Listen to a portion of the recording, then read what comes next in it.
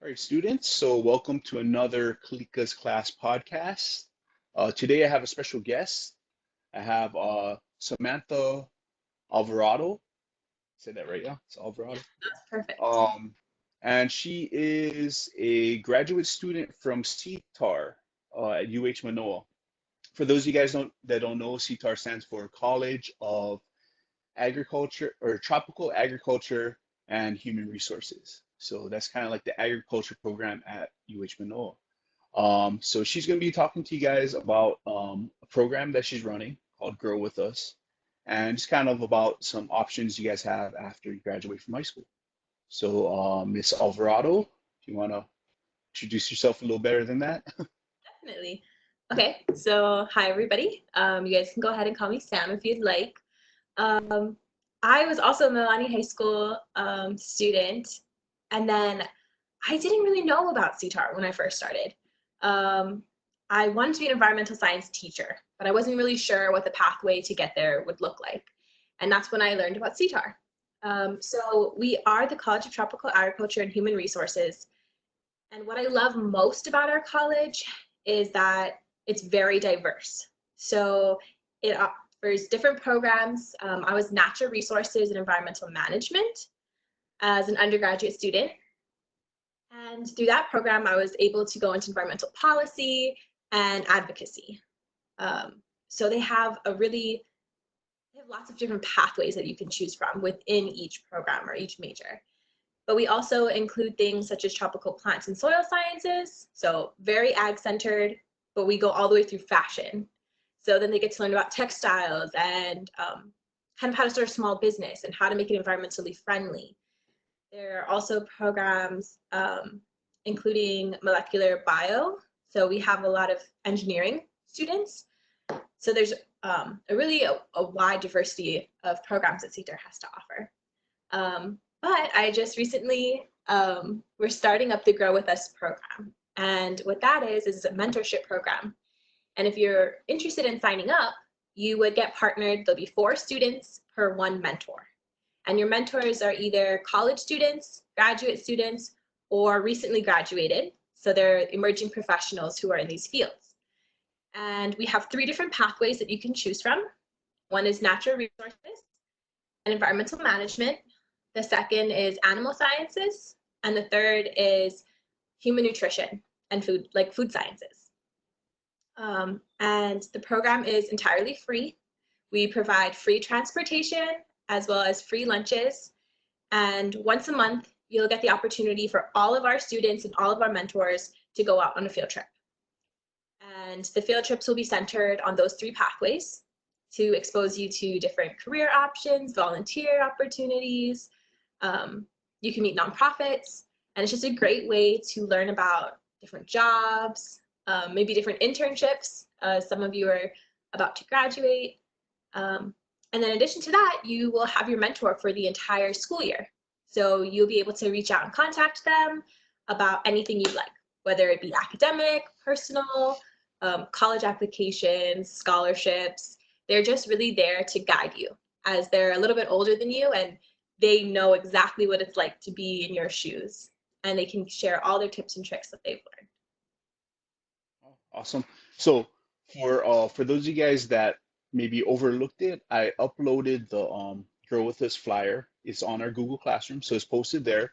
If you guys are interested in still signing up, I think they still have time to sign up, or was it?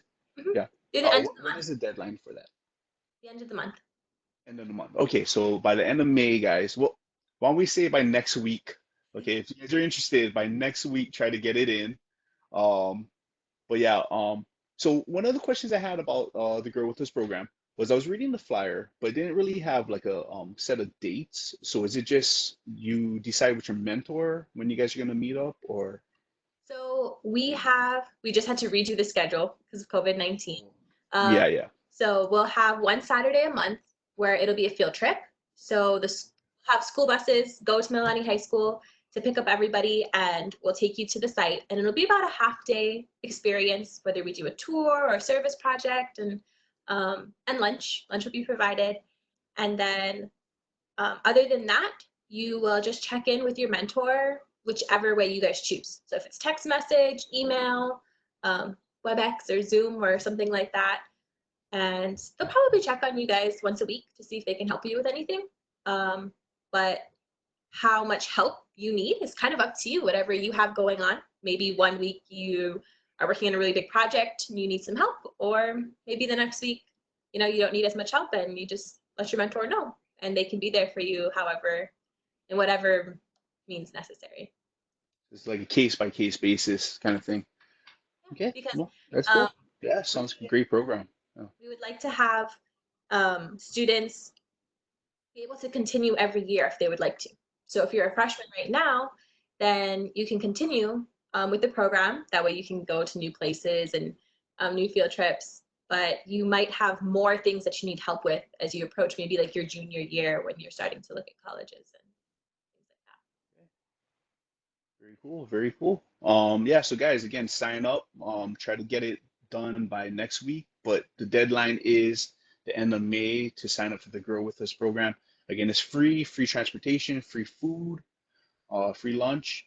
And again, the flyer is on our Google Classroom, so you can sign up on our Google Classroom. There's a link that I attached. Yeah, so anything else you want to tell us about the Grow With Us? I would just say that there's something for everyone on the trips. So a few of the things that we're looking at is going to like a farm and a ranch. So that way we can go see, they have horses and pigs and Australian cattle dogs. But it's something that I would encourage you to start now. That way you can start learning about different opportunities, and at the very least, you're gonna have a lot of support, get to see new places on the island that maybe you wouldn't have access to necessarily. And it's just something that'll look really great when it comes time to applying for a job or applying for college. You have something under your belt that's affiliated with UH Manoa, and you can say that you have service experience, you've had mentors and training, but it's also just something really fun that you can go out and kind of have a little adventure. Yeah, so again, guys, start thinking about your resumes. I've talked about this in our podcast before, but jobs are going to be hard to come by, in the coming years. It's going to be really hard to find good careers. But one that's always going to be around is careers in agriculture, right? And now is a really good time to start thinking about that resume and building that resume. And again, this is going to look great on a resume. On top of that, I think we're all kind of sick of staying home, right? Uh, so get out there, get out there, work with your hands, work in the sun, work in the dirt. I know you guys are always complaining about working in the sun and getting hot, but I'm pretty sure a lot of you are sick of staying home now, right? So get out there, do something that makes you feel good. I think for a lot of you students, when you guys are working out in the field and you see what you accomplish at the end of the day, it's a good feeling, right? You can take pride in that kind of work. So this is definitely a more hands-on type of mentorship that you can take. And so I really encourage you guys to sign up and check it out. But yeah. So Sam, if you want to tell us a little bit more about CTAHR, since you're fresh out of the program, maybe try to sell it, to some of my students who are maybe on the fence about what they're gonna do after high school. Yeah. Okay, so when I was, in my junior and senior year, I really had my heart set on going to the mainland for college. But I wanted to become an environmental science teacher and come back and teach in Hawaii. But I was so excited about just like getting off the island and going to see new places and new things that I didn't really realize how many opportunities there are here in Hawaii. It's kind of a thing that we kind of take for granted sometimes, we kind of forget about. Definitely. So I went to an event at UH Manoa, and I was trying to find an environmental education program, but that hadn't really existed yet. I could either study education or environmental science. And that's how I ended up finding the NREM program, which is Natural Resources and Environmental Management. And I immediately fell in love with it. It is really, really diversified. So I was able to learn about small businesses. I was able to learn about ag. I was really big into forest restoration. So we were able to go on field trips and do a lot of hands-on aspects and can make a lot of important connections. In addition, CTAHR as a whole offers a lot of scholarships. So I was able to go through my whole undergrad without any debt at all. Applying for university-wide scholarships, outside scholarships, and CTAHR scholarships, which is really life-changing to be able to, you know how expensive it is to live in Hawaii. So it was able to really set me up and provide me with more options instead of always worrying about money. CTAHR as a whole, we have several programs. We have family and consumer sciences, human nutrition, animal sciences, molecular biosciences, bioengineering, NREM, my program, plant and environmental protection science, and tropical plant and soil science. So there's really something for everyone. I'm also a part of the CTAHR Ambassador Program, in which kind of a leadership training where we go to different events with the college to work with high school students, as well as we travel to different islands. So every fall we go to a different island. We get to work with different businesses, different farms, and do different service projects. And it's a weekend excursion, and it costs next to nothing for us to go. So they have a lot of really great opportunities financially, as well as just to get out and do things. So I really love that our college, we were the founding college at UH Manoa, but we're also one of the smaller ones. So there's a lot of support. Our advisors are amazing. The professors, we have a lot of young Native Hawaiian women professors right now. So there's like a really big push for our college to be involved with the community. And even though there's a lot of sciences, they're starting to look at what does our community want and what does our community need. So it's really nice to see things like culture and service just being a part of the program instead of something that you have to do outside later on. Definitely, yeah. So you're talking about a lot of great experiences in CTAR. What would you say is one experience that really like stood out to you? So maybe a project that you had to do, or maybe a field trip you guys went on, or excursion you guys went on that maybe would sell it to some of my students. Right. I think my favorite excursion that I've been on, we went to Kalaupapa on Molokai, and there are only 7 people who currently live there, and we had to charter our own planes in order to get there. It was just so beautiful to see like a raw, untouched place, and give back to a place where there was, you know, a lot of hurt over the years. Just absolutely like magical. People say that, wow, it looks like something that doesn't exist in real life. Mm-hmm. And I think another one is that more like projects. Right now, actually, for my master's research, the project that I was able to develop is a biocultural management plan. So what I did in that aspect was a lot of my research was learning about the place. What are the traditional place names? What did traditional styles of agriculture look like? And looking at archaeological reports. And but it also had an aspect of working with the community and doing activities with them.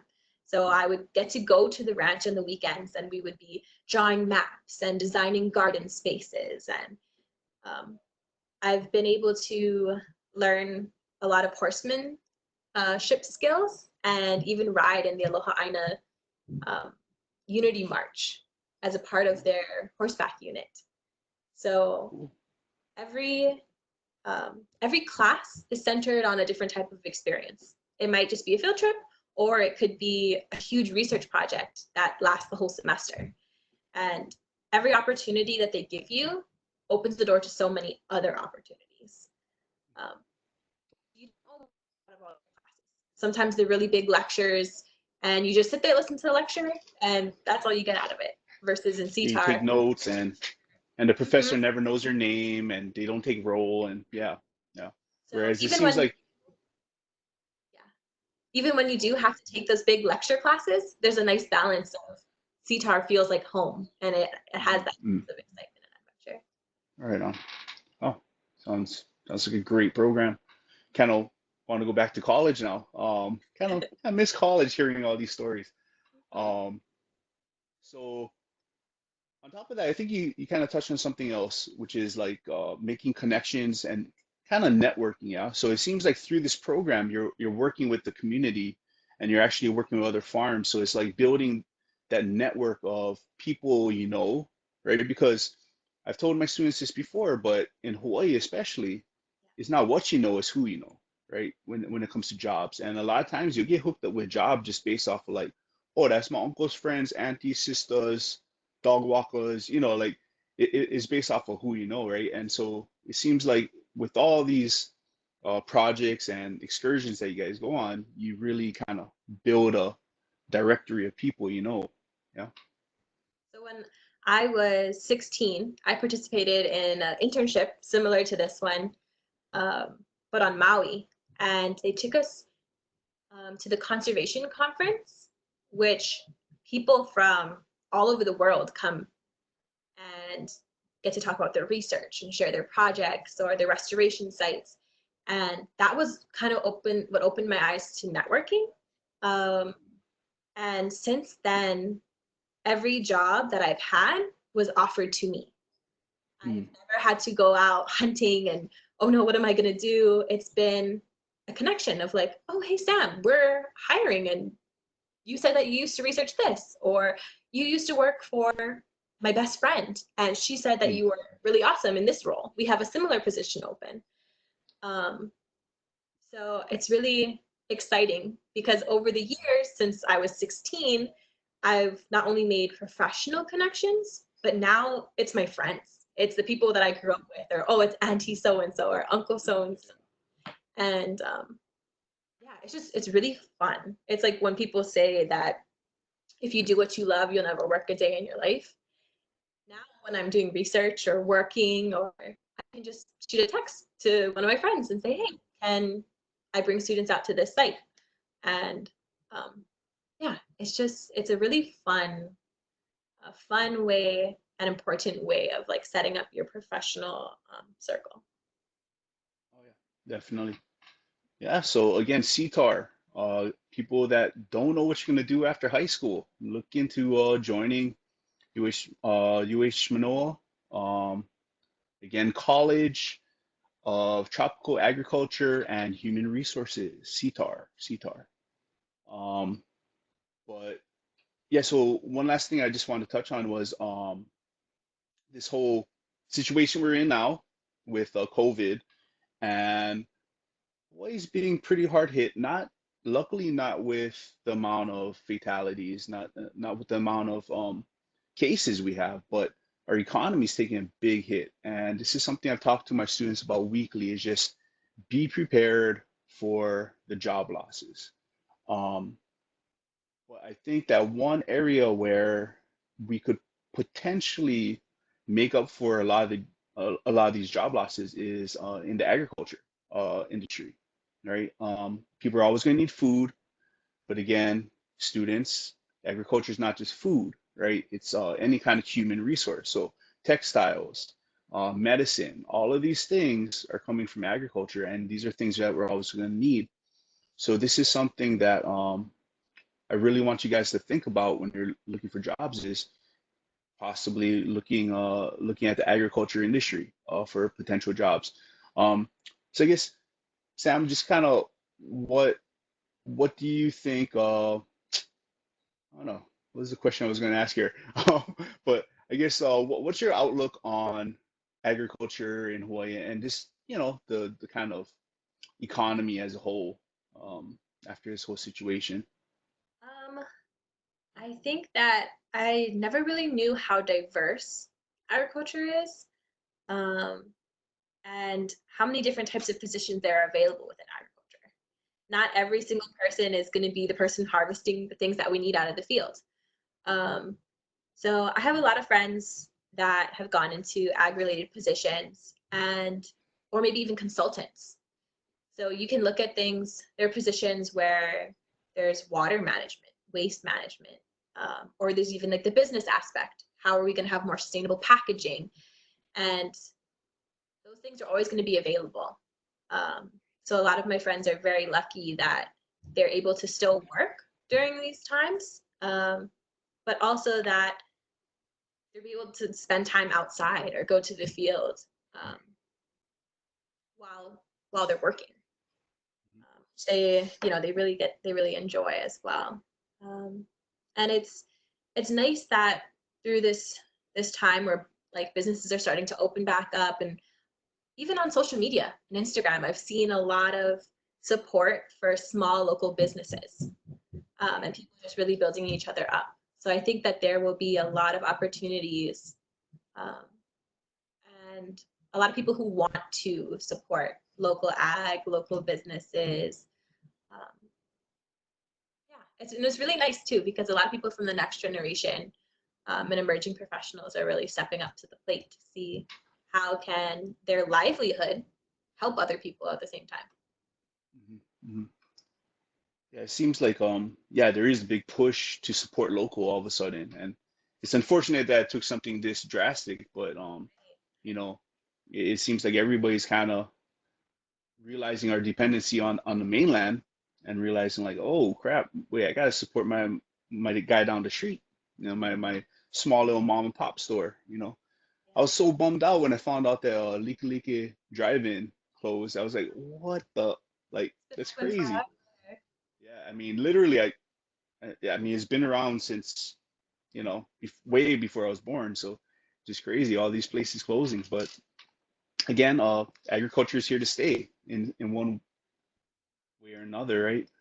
Um, but yeah, okay. And I think that because we're in a tropical place, um, we are able to get so many more grow seasons in, or even Mm. flowers or Oh the yeah. fruits and vegetables that we're able to have, that continue every single season, as opposed to in the mainland, they might grow one big crop in one season, or if something happens, whether it's a pest or bad weather, Or winter, right? right? You Or know. winter where it makes, ag impossible, Hawaii's really resilient in Mhm.